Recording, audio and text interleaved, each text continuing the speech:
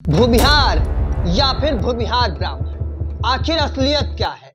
चूंकि इसी दोनों शब्द को लेकर स्वर्ण आयोग के भीतर बवाल मच चुका है। एक बार फिर से बिहार में इतिहास और पहचान को लेकर लड़ाई की बात कही जा रही है। चूंकि स्वर्ण आयोग अब तक दो बैठक कर चुकी है, पर यह मामला अब तक नहीं सुलझा है। एक और बैठक होने वाली है। अगर निर्णय सामने नहीं आता है तो ये सब कुछ राज्य सरकार के हवाले हो जाएगा और फिर राज्य सरकार निर्णय लेने वाली है। हालांकि जो शब्द है बाभन, भूमिहार या फिर भूमिहार ब्राह्मण, अपने आप में दिलचस्प है। इनकी राजनीतिक तौर पर या फिर जमीनी हकीकत देखा जाए, बिहार में जबरदस्त दबदबा है। या फिर भूमिहार हो या फिर भूमिहार ब्राह्मण, चूंकि भूमिहारों की राजनीति के तौर पर देखा जाए, एक बड़े नेता हैं, एक बड़े बड़े प्रशासनिक अधिकारी हैं, जमींदार कहे गए हैं, लेकिन वर्तमान में अपनी पहचान को लेकर लड़ाई लड़ रहे हैं। दरअसल आपको बताते हैं कि हकीकत क्या है भूमिहार ब्राह्मण को लेकर।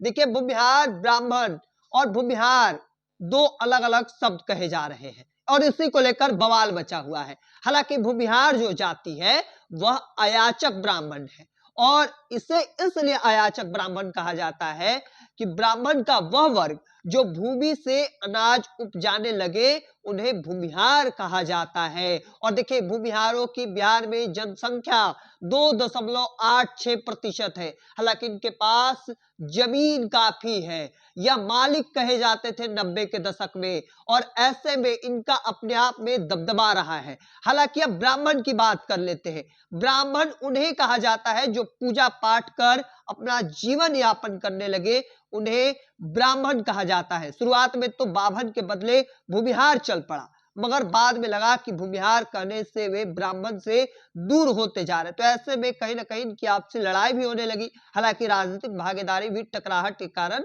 बनने लगा। वर्तमान में एक से बड़े एक भूमिहार के नेता हैं तो दूसरी ओर ब्राह्मण के भी बड़े बड़े धुरंधर नेता बिहार की राजनीति में हैं।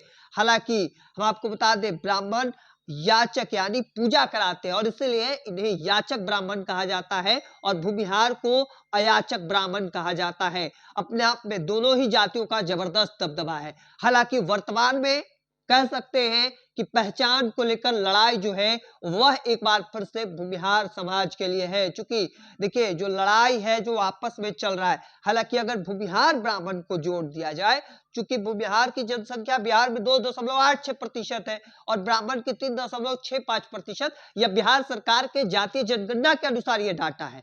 हालांकि अगर दोनों को जोड़ दिया जाए तो यह डाटा हो जाता है 6.51% और उसके बाद यह जनसंख्या राजपूत, कुर्मी, कुशवाहा, दुसाध, रविदास से भी बड़ी शक्ति बनकर उभर सकते हैं और जिसके बाद बिहार में राजनीतिक दल इन्हें और ज्यादा तवज्जो देने लगेंगे।